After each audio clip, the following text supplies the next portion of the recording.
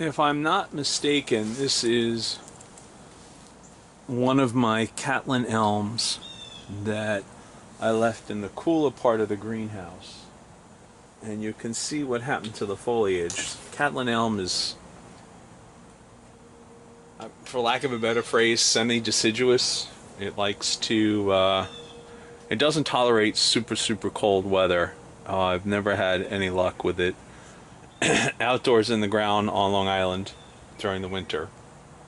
So I always keep them protected. This one was in the cooler part of the greenhouse, and you can see the foliage has turned purple, which is not something I had anticipated. When evergreens are exposed to cold and sunlight, they will develop a condition called bronzing, where the foliage will turn purple, orange, anything but green. And most people freak out, don't realize that that's a completely natural reflex for the plant in those conditions. But I've never seen this particular purple. It's kind of pretty. It's got a lot of red in it. So I have no idea what my plan was with this tree, but based on what I'm seeing here at the apex, I was probably going for a formal upright. You can see the wire scars in there. And the other thing you should be able to see is that elms tend to grow rather flat. They do branches directly opposite each other along the trunk. They don't make a nice 360 around the trunk. So I need to make some decisions here and determine where my front is, if I'm still thinking I want to do a formal upright, or if I have a better option. Now, this branch up here is much heavier than the bottom branches, so I need to limit the leaf load on that for the year. So I don't want that branch getting any thicker. I prefer to keep him on the thin side. I'm going to have to make some decisions here how to handle the top of the tree. This branch is thick enough, assuming I'm keeping him. Now this branch is not thick enough at all. All these branches need to run out all year. I'm not going to do anything to them. So I need to make a decision up here. You can see in here that, knowing the way I prune, I had made a cut back there, kept a twig, wired it up to create a new apex. But why I would do that with the roots sticking out this way is beyond me. I seem to have lost my mind. So I think we're going to go for a new front. I'm not sure if I want to go with this side or if I want to go with this side. So let's do a little exploratory down at the roots and see what they're going to tell me. We always tell our students that you should find your surface roots first, because they'll help you determine where the front of your tree is. So do a quick weeding and then make some decisions. This will probably require some wire so I can get branches 360 degrees around the trunk. There's some more woods violet.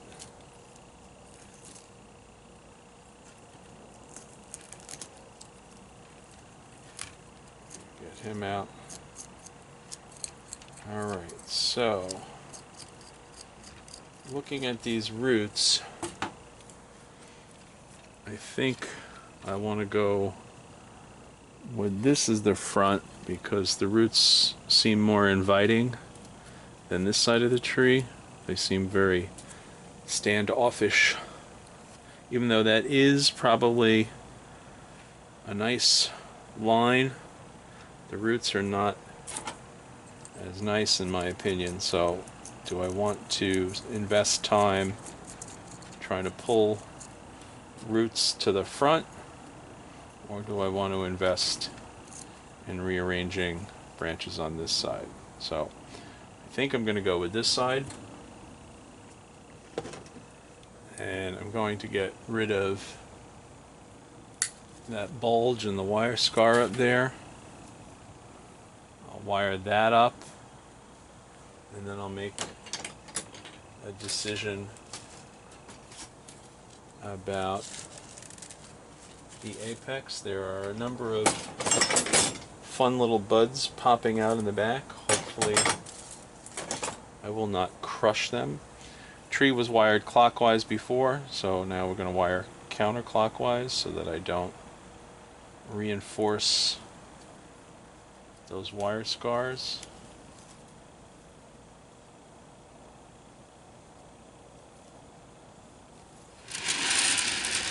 And there's a little baby twig hiding there. Try not to crush him.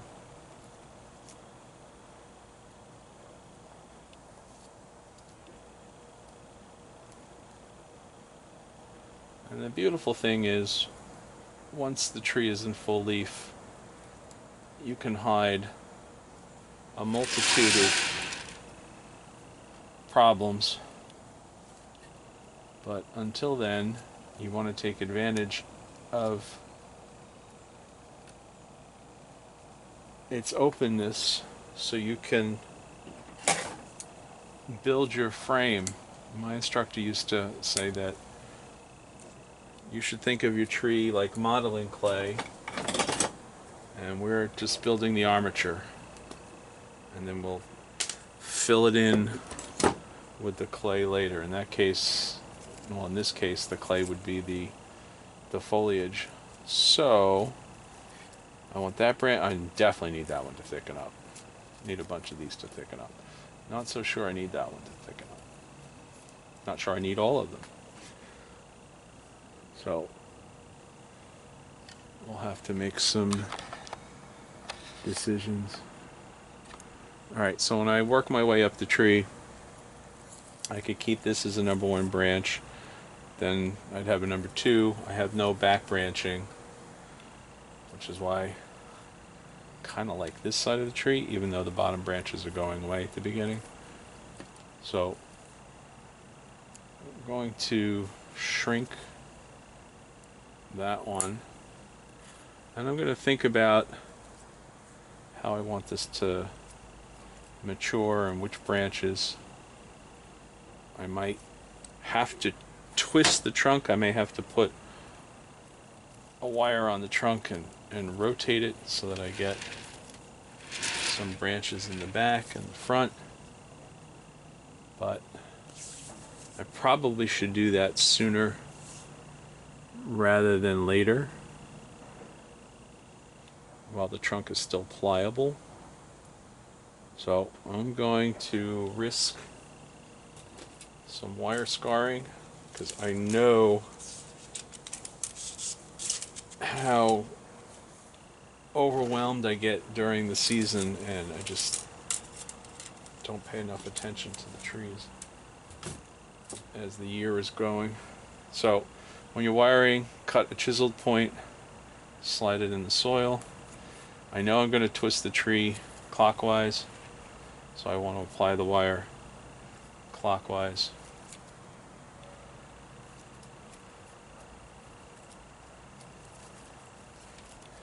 Now, this is one of those points where you wish you had 3 hands or a helper.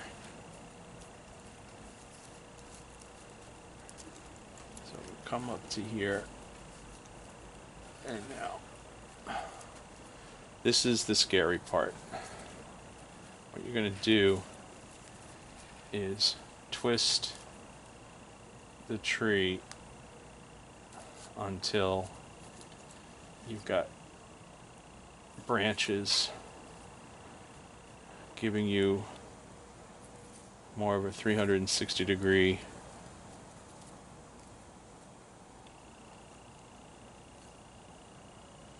so now once I've done that, I don't need, so if this becomes my front, I don't need that one poking me in the eye. This one needs to get thicker than the one above it, so we'll shorten that and maintain less foliage on it. Let him run unrestrained. He goes unrestrained. He can go out. Not sure I'm going to keep all of them, but you want to work your way closer to the trunk as you move up the tree, and you want your branches to be thinner. So I need him to not get any thicker. I need him to bulk up, him to bulk up. This one is pretty good where he is. That one is way too thick. I'm gonna lose it. I'm tempted to get rid of this one completely, but we'll hold on to it for the remainder of the season. I can always cut. Can always cut. I'm not that good at grafting. Otherwise you could graft branches right wherever you need them. So a little bit better. Got this one for number 1 branch, that for number 2. I'd like something in the back sooner rather than later. Got a little baby one there that I might be able to take advantage of right there. Got some little ones there. So what I'll do now is I'll tease the roots, and I'm going to up pot him. Okay, up potting for me means to go from whatever size container you're in to one that is larger. I don't like to go super crazy in up potting, because then you have issues with too much moisture or unutilized soil. So I will nip back these roots,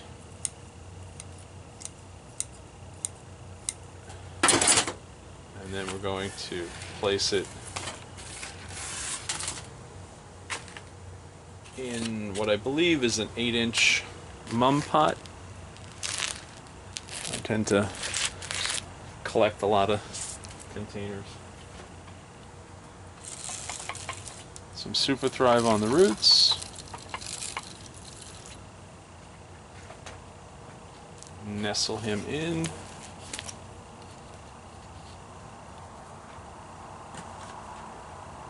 Some soilless media around the outside.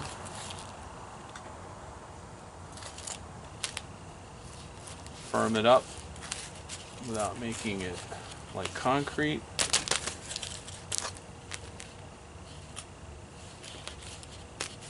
And then all we need is a light application of Osmocote.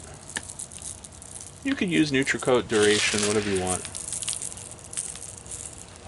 This is a slightly higher nitrogen Osmocote. This one is 15% nitrogen, 9% phosphorus, and 12% potassium. And since I'm not looking for flower and fruit, I'm looking for foliage, I want that higher nitrogen. So, put him on the shelf, let him do his thing for the rest of the year. So this is the point where you're supposed to tell everyone to hit the like button, subscribe, blah blah blah. You do what you want, but go out and play with your trees.